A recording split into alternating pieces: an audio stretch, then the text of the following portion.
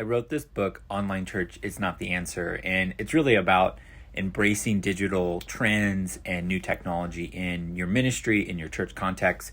I wrote it because I was one of the first online pastors at one of the largest churches in the world, and really it was, I know there's a lot of stuff that we went through that a lot of people don't have to endure, and I really wanted to help other churches of all sizes kind of navigate the complexity of embracing digital and new technology. And one of my favorite stories is in chapter 1. Our founding pastor, Pastor Rick Warren, gave me this story about, he started the church in the early 1980s, and our church is one of the first churches to do a lot of things first. Like we had one of the, we started streaming really early when it was really hard to stream. We had a website early on.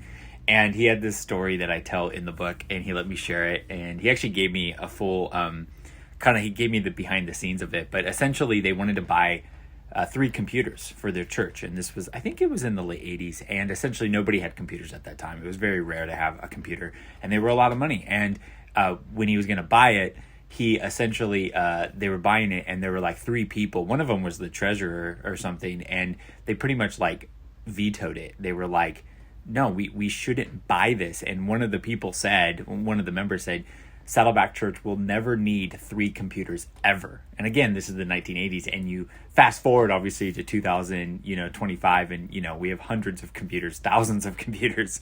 And one of the things it just shows is sometimes when you think you don't need something, you're not going to embrace something, and just the technology changes, the time changes, and now it's just default. So many people didn't think, you would need the internet. Why do you need the internet? And now it's like integrated into our lives. And my hope with this book is and has been, and I hope you would consider, check it out if you're thinking about just integrating digital and new technology into your church, into your ministry, maybe even into your company. I wrote it to kind of make it easy for anybody to walk through with any volunteer. So you can check it out on Amazon. I have a lot of fun stories like that in the book.